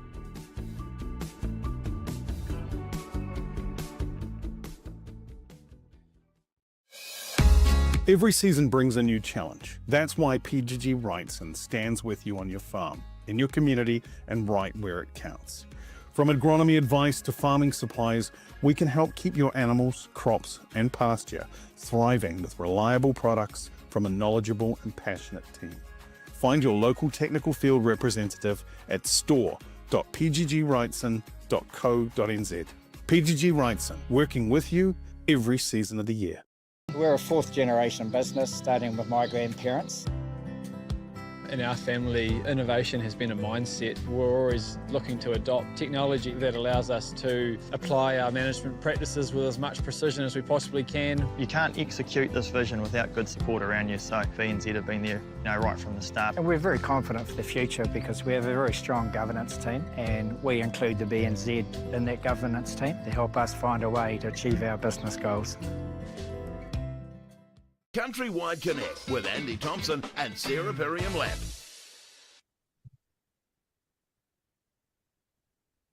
Welcome back to CountryWide Connect. And yes, some fantastic information there, both from Sense Hub Dairy and as part of the Dairy Country podcast. You can listen and catch up on demand.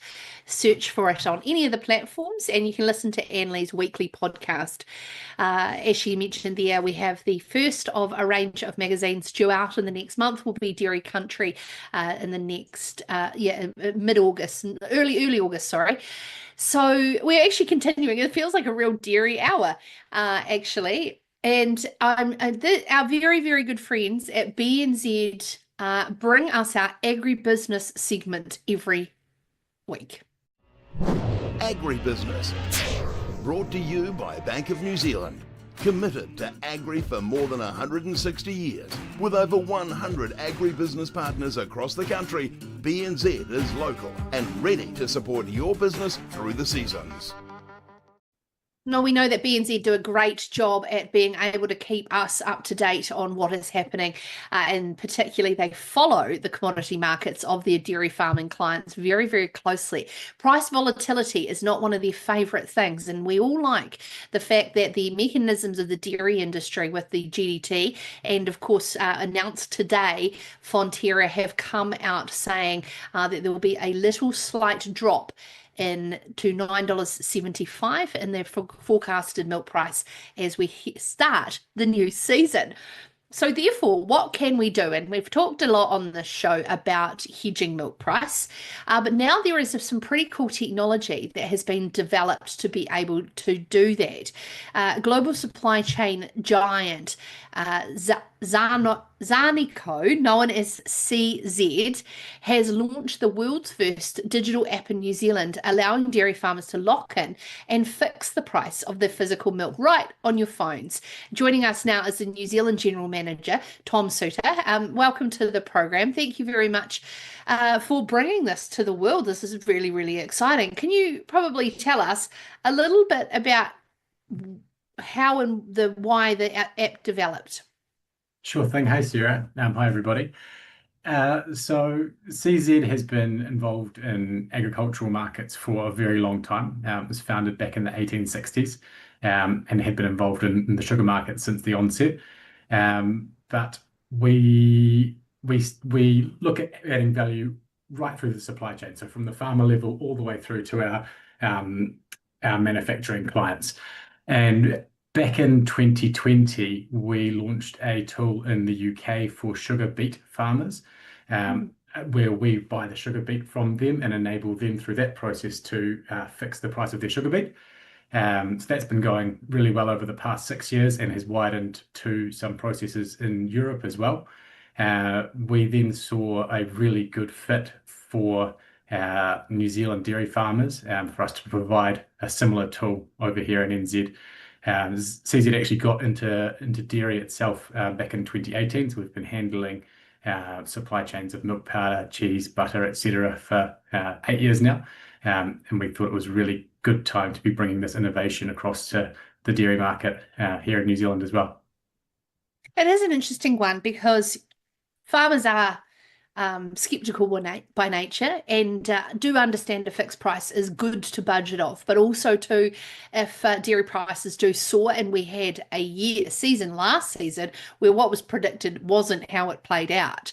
So how do you encourage farmers that it is a good tool to fix, to monitor risk versus margin? So yes, that's a pretty tricky question, and I guess I almost wind that back. We're providing a tool for farmers that enables them to fix the price of their milk, their physical milk, to CZ. Whether or not that's a good decision for their business is something that's up to them. We can't give advice as to whether it's a good time to fix some milk or not. That's what their farm advisors and accountants, etc., help them with. But yeah, we've provided them a tool. And that, if they've got a positive margin based on the milk price which we're willing to buy from them, then perhaps it's a good time to lock in some of their margins. But it's really a business decision for the individual farmer on a case-by-case basis. I understand your tool has a cap, though, of 50%.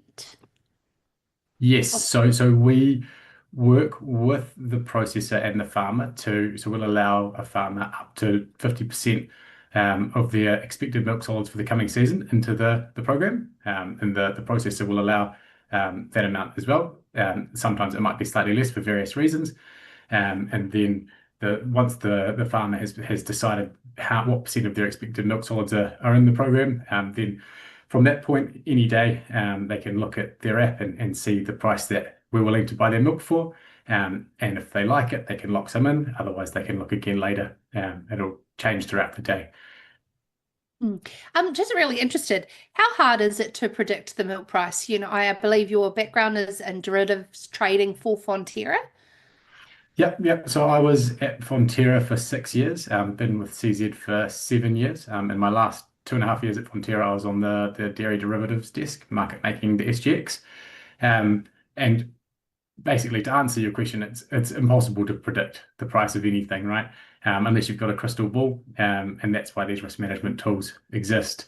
Being able to take risk off the table by selling some of your physical milk for a fixed price is just a tool in the toolkit for farmers, because ultimately nobody knows what's going to happen on the next GDT auction.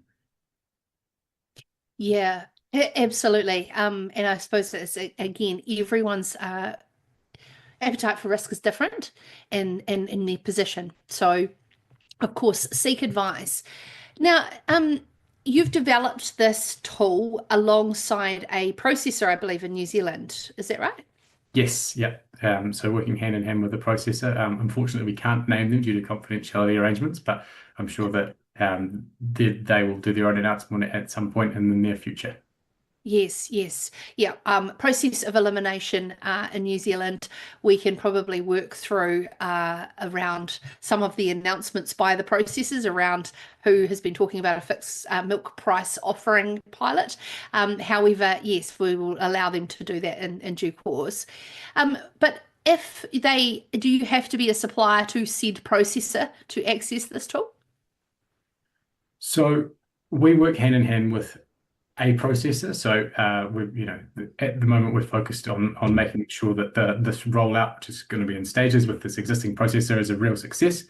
And yeah, that's the core focus for now. Down the line, yes, any farmer from a processor who's willing to participate is also able to use the tool. So it's not exclusively tied to one processor. No.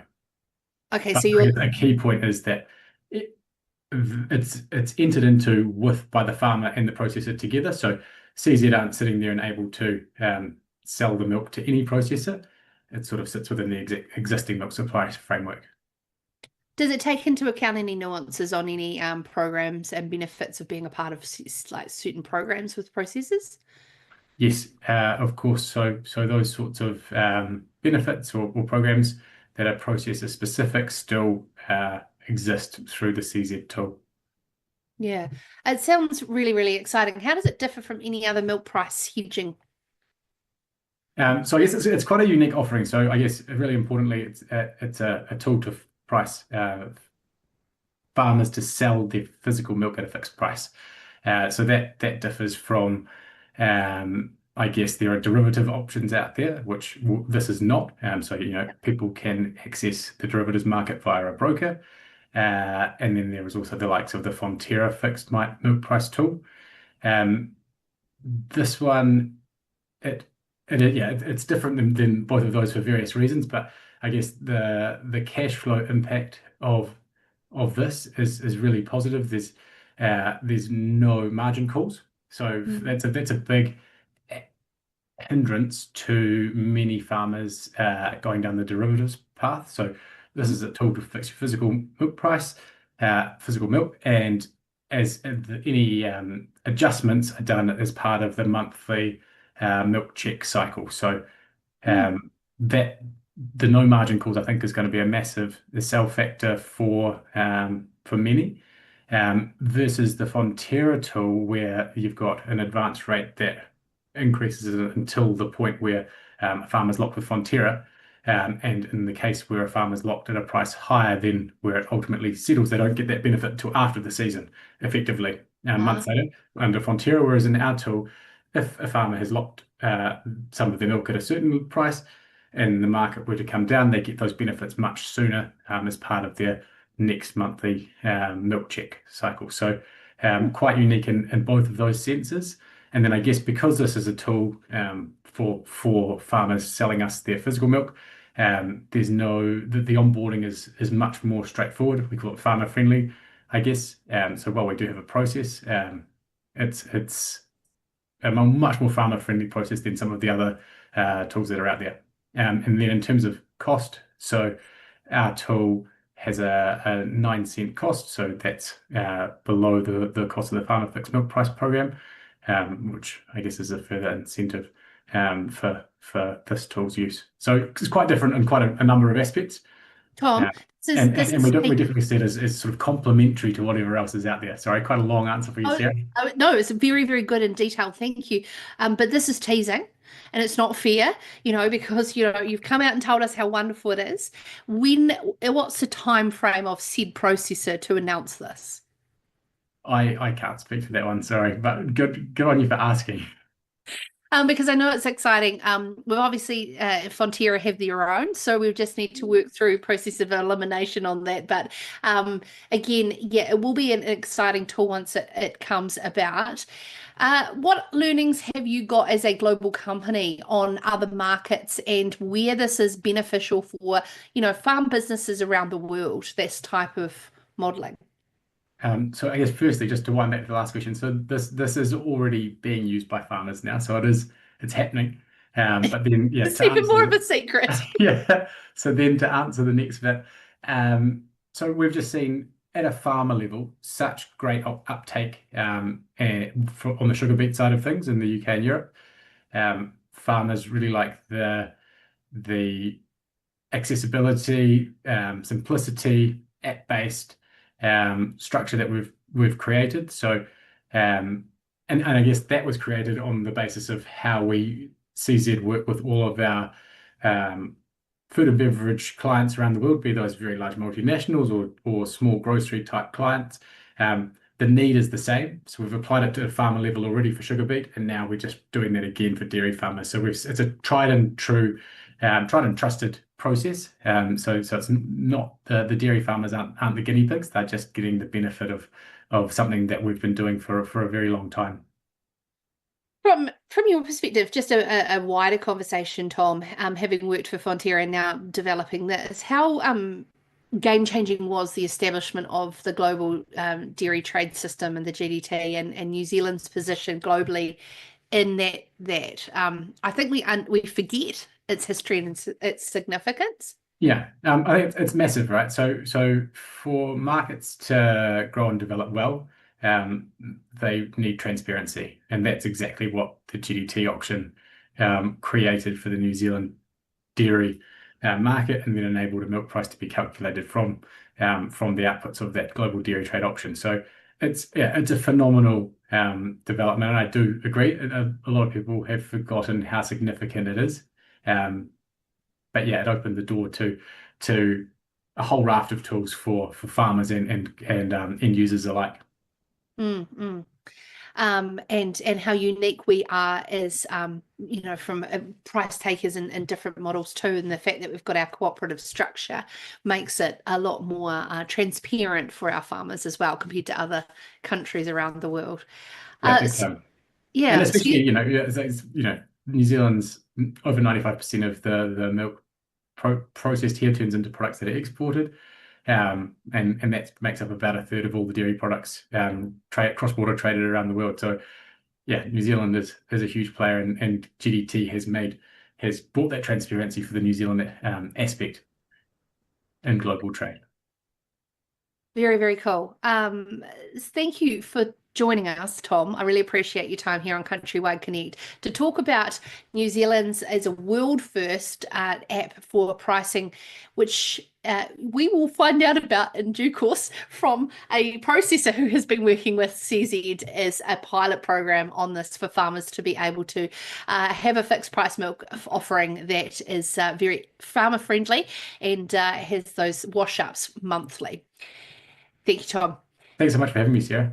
No worries. Thank you for joining us here on CountryWide Connect. It's been great having you with me for the last couple of hours. Andy Thompson will be back with you tomorrow live from 11 a.m. Out on the farm, the right support goes a long way. Speak to your local BNZ agribusiness partner for insight and expertise you need to farm through the seasons. CountryWide Connect. Connecting farmers and growers to what they need to know to grow. Your daily innovative rural show with Andy Thompson and Sarah Miriam Lamb.